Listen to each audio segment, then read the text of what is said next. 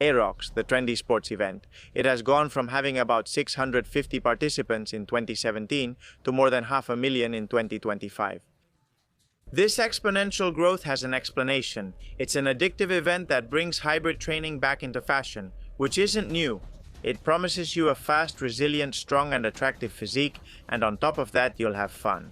If you want to learn how to get the most out of your Airox training, this video is for you. Imagine starting the test knowing exactly what awaits you in the next 70, 80, or 90 minutes, with a strategy that matches your preparation, and having enjoyed the process to the fullest. This information will allow you to do exactly that. In just a few minutes, we will analyze the emerging science of Airox to summarize all the evidence-based recommendations. I'm Dr. Borja Bandera, a physician specializing in endocrinology and nutrition with a special interest in sports performance. Today, in just a few minutes, I'll help you excel in your next Airox. First, what is Airox? Airox is a fitness test, a standardized competition, and it has an unchanging structure. It's what we call high-intensity functional training, which is high-intensity functional training, with the core characteristic that it combines 8 functional exercises with running. Usually, it's done in a closed indoor circuit.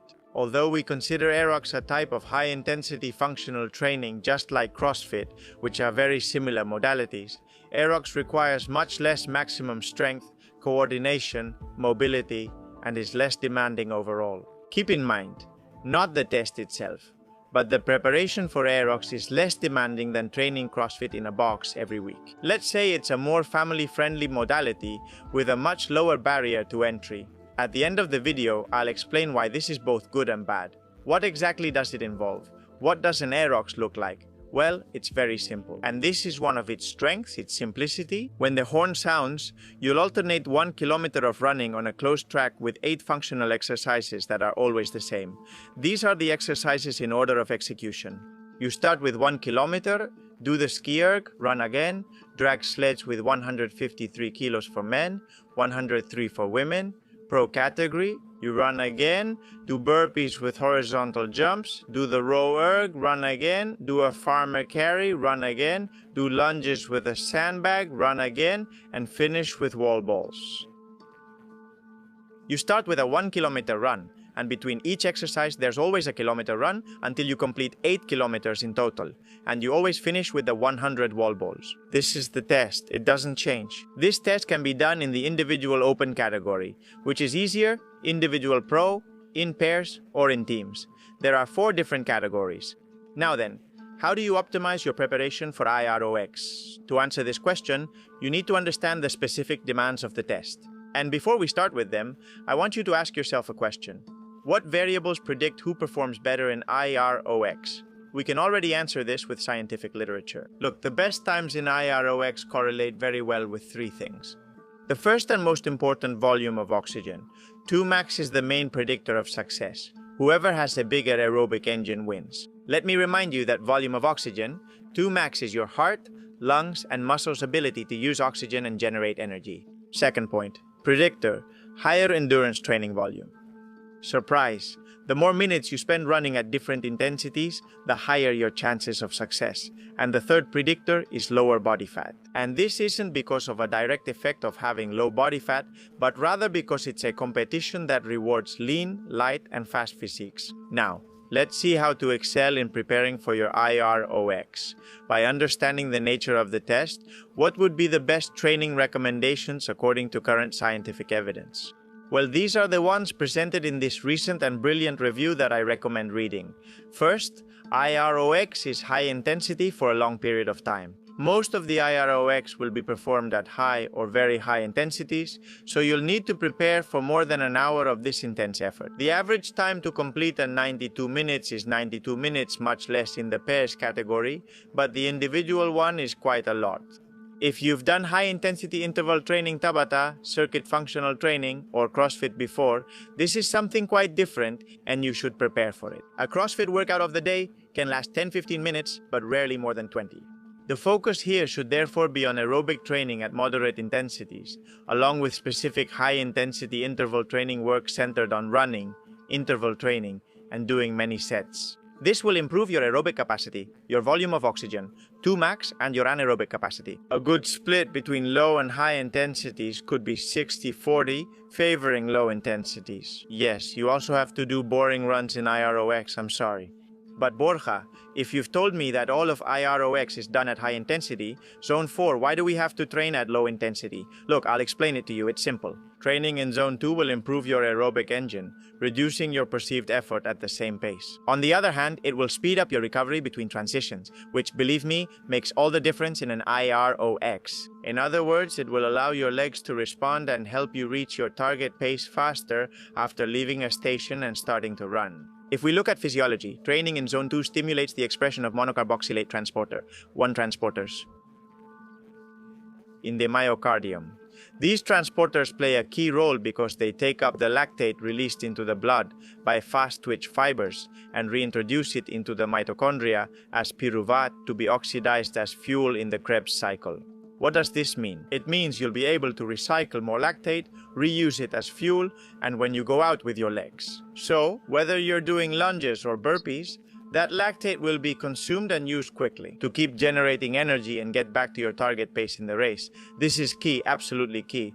On the other hand, glycogen stores are finite. You have about 500 grams after doing a really good carb load. You can't rely exclusively on glycolysis from minute 1 because you'll end up empty after 60 to 90 minutes hitting a wall of fatigue. Zone 2 makes you oxidize more fatty acids, shifting your aerobic threshold to the right. A practical example, if you are able to run at 4 or 50 minutes per kilometer using 60% fat, thanks to that aerobic base we've built by doing Zone 2, you're saving a lot of glycogen for when you really need it, which will probably be in the second half of the race. If you're excessively glycolytic, a sugar burner like many CrossFitters are, you're going to crash in the last races. In fact, it's a very common mistake among those who come from CrossFit. It's also very common for people who do Airox now to have come from CrossFit. In CrossFit, because of the short duration, 50 minutes, sometimes shorter or longer, they can perform very well by almost exclusively oxidizing glucose and through anaerobic glycolysis. But in Airox, that's not the case. In Airox, you have to be much more hybrid. You need to have a gasoline engine, glucose, and a powerful electric engine, fats. Second key point, work on your transitions. We need to talk about transitions. It's important that you practice running while fatigued during your training sessions. Airox is what we call a compromised workout. That means running while fatigued. You'll only run without fatigue during the first kilometer. You'll run the rest of the kilometers under a lot of fatigue. So you need to include running after the ergometers, rowing, and skiing in your training sessions. For example, you do 500 meters at 1,200 watts, which means at a strong pace, and then 1 kilometer at your target pace. We'll see how to calculate that now. Or running after burpees with jumps. For example, doing 25 burpee broad jumps and then 500 meters 15 seconds below your target pace. This is absolutely killer. Or running after doing weighted lunges. You do 50 meters of dynamic lunges with dumbbells. I would train with more weight than the official, which is 20 kilos and 10 kilos in the open categories, men and women. And after those lunges, 500 meters at your target pace. In this case, if you're a man, I repeat, I recommend using 2 dumbbells of 15 or 17.5, for example, for training. Remember that the sandbag is more comfortable than the dumbbells, and you'll also have to try it. I generally always recommend training harder than the competition. That's what will get you physically and mentally prepared. Also, run after the sled push and pull. The pull, dragging the sled, doesn't tire your lower body as much as the push, but both will make you pay a heavy price during the run. In my opinion, since kilometer 5 after the burpees and kilometer 8 after the lunges are the most demanding, you end up with your legs basically like jelly. Those are the transitions I would train the most. I would really focus on those transitions. We continue with the target pace. Defining and working on a target race pace should be a priority. How do you do it? Well, if you're a runner, your pace should be somewhere between your best 10K pace and your best half marathon pace, right in the middle. The closer you get to your 10K pace, the more you'll pay the price, and the closer you get to your half marathon pace, the more conservative you'll be. In my case, it would be something in between 4:30 and 5 minutes per kilometer, but you will have a different goal. Remember that it's completely normal to start at a faster pace and to lose pace as fatigue sets in. But still, try not to slow down more than 10 to 15 seconds compared to your first kilometer. If you start at 5, try not to go over 5. 10, 5, 1, 5. Of course, we're talking about the individual category. If you're competing in pairs, you can be more aggressive. Why? Because you'll have more recovery time at the stations, which are shared between the pair as you like. In this case, I do recommend that you get closer to your 10K pace. And if you don't have these references, I recommend that you at least run a 10K at a sub-maximal pace to use as a reference, which is the minimum if you're going to prepare for an Airox. Let's say you run it at 5 minutes per kilometer. Well then, if it's your first Airox, I wouldn't set a pace faster than 5:15 or 5:20 for the race. And Borja, what happens if I get carried away in the first kilometer and want to do it at 4:45 with my target pace at 5? And why do I get carried away by the atmosphere, the glycogen, the adrenaline, the music, my girlfriend and family cheering me on from the stands? Well, this happens, it's normal, it's going to happen. But if you don't slow down, your muscles won't have time to clear lactate, hydrogen ions, and other waste products. Your muscle will become too acidic, contractile efficiency will decrease, and you'll end up having to slow down a lot. And in the end, you'll pay the price in your final time. Avoid this by using your head, pacing, and strategy, because Airox is all about strategy. Next key point in preparation: avoid injuries during your training. Another big challenge in preparing for Airox is preventing injuries from overuse and running too many kilometers. For that, I recommend you include purely aerobic sessions of rowing or skier. Why? Because it's aerobic training that transfers to running, because it changes the running movement pattern, and because it still trains a specific part of the aeros. Except for pro athletes, I wouldn't include more than 40 kilometers of running per week, and you can even make progress with much less. Let's continue with following the rules of concurrent training. How do I combine Borja strength training and endurance training? It's one of the most frequently asked questions. Well, by following the principles of concurrent training that have been known for many years. Ideally, you should separate strength and endurance sessions to minimize interference. When we talk about strength training, I'm not just referring to practicing sled pushes or lunges. No, you need to do compound, multi-joint exercises, like front or back squats, hex bar deadlift, which also mimics the mechanics of the farmer carry and has less impact. Lower back, strict military press, which transfers to the barb and the wall. Use strength ranges, 3 to 6 repetitions, and make sure to have good rest between sets. Also very interesting are the Bulgarian squat, lunges, reverse lunges, Romanian deadlift, and unilateral work. And when strength and cardio can't be separated because of your schedule, because you can't, then you prioritize your weakest point. For most people, the weakest point is usually endurance. In this case, a 1:1 or 1:2 ratio of strength training to endurance is recommended. For example, 4 endurance sessions and 2 strength sessions per week. I'll repeat, 92 minutes is not a strength-demanding test. It doesn't make the difference. You need to include sessions where you definitely work on both strength and endurance, like the transitions from the stations to the run. You have to practice this. Also, the technique for pushing or pulling the sled and other technical aspects required in the test, like putting on the sack correctly or the proper way to do burpees. You also need to work on this. Be sure to clearly understand the course where you'll compete so you don't get confused about the number of laps, sled pushes and pulls, rock stone entry, and other details. The clock doesn't stop, and if you lose focus 3 times, you're adding minutes to your final time. All of this shows that the program to prepare for the HYROX is very personalized. It's tailor-made. And there's a type of person who worries a lot. It's the kind of person who's never touched a weight in their life because they come from running or simply because they're not in shape. That's it. Well, that type of person needs to develop strength and power, at least to be able to finish all the stations with ease. This will take you a few months, but it's not difficult at all, you'll see. Someone coming from CrossFit, on the other hand, is usually very strong, but they probably haven't run more than 400 meters in the last 5 years for sure. They should focus on Zone 2 work and Zone 4 intervals. Someone who is already versatile, already hybrid, should focus on refining technical details and continue lowering their target race pace. There's always one station that's tougher, and where you can improve your time. You definitely have room to get better. So much so that the best men have an average race pace of 3:25 to 3:35 minutes per kilometer. Yes, that's truly impressive. For those of you who are new, the stations that seem the scariest, the sleds, are actually the ones completed in the shortest time. So relax, prepare for them, and trust your body. Once you master them, there's no room for error. This isn't like CrossFit, where they can give you an exercise you're not good at and ruin your event. Here, you have that peace of mind, so take advantage of it. And finally, Always remember one thing, you'll spend more than 60% of the competition time running. This is the key message. The best runner wins the Airox. And yes, I know what you're thinking. Borja, give me key messages about nutrition.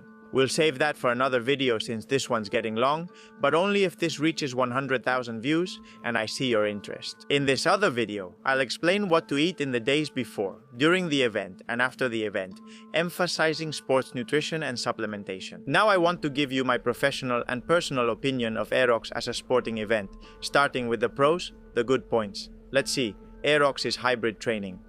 From a health perspective, which is what we focus on in this channel, the best thing is always to combine endurance and muscle strength. Endurance, or volume of oxygen, 2 max means greater longevity, and strength, power, and muscle mass mean a better quality of life. Whoever has both comes out ahead. So how could I not like Airox? Of course I do. It requires low technical demand. The movements are simple to perform, and this makes it a modality with few entry barriers, which has encouraged many people to participate. People who would never compete in CrossFit or who wouldn't run a marathon or a half marathon are willing to do an Airox. And anything that brings people closer to exercising and having a sports goal is more than welcome and applauded. It's also fun, and that's a very key point. If you've ever attended an Airox, you'll know it's a spectacle, it's very well organized, and the event flies by. There's music, people cheering, other competitors, and this really encourages participation. Now the cons. Not everything is perfect. Airox is a competition where being strong doesn't make any difference. Neither grip strength nor body mass index correlate well with performance in Airox. I mean, to be able to complete the stations that require more strength, probably the sleds, you don't need to be in great physical shape or be strong. Once you reach a basic level of strength that allows you to do these stations well, continuing to improve your strength doesn't contribute to Airox, although it can certainly benefit your life or other sports. It can actually be counterproductive, as it reduces time for endurance training, which truly makes the difference. Airox can become monotonous. We're talking about 8 fixed stations. Sure, you can do 4, 5, or 6 Airox, but there comes a point when it gets monotonous. It leaves out the possibility of exploring other different movement patterns.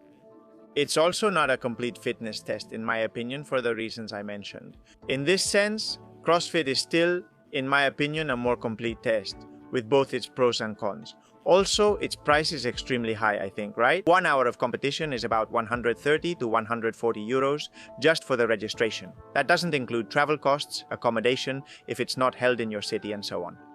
In CrossFit, a competition weekend usually costs a little more, but you're there from Friday to Sunday. Also, the risk of injury is the same as in running, which is the sport that causes the most injuries, from 7 to 59 injuries per 1,000 hours. This is a very important point to keep in mind. So let me ask you, what's your time in Airox? I only did one last year with my friend Sergio Peinado. We finished in 109, it was our first one in the pairs category. But in April, I'll try to get it under 105 competing in pairs with my friend Hugo Linares. Let me know in the comments if you want a video on key nutrition tips for Airox and we'll make it. See you in Malaga on Thursday, April 16th when I'll be competing. A big hug, thank you for your attention, and let's keep empowering.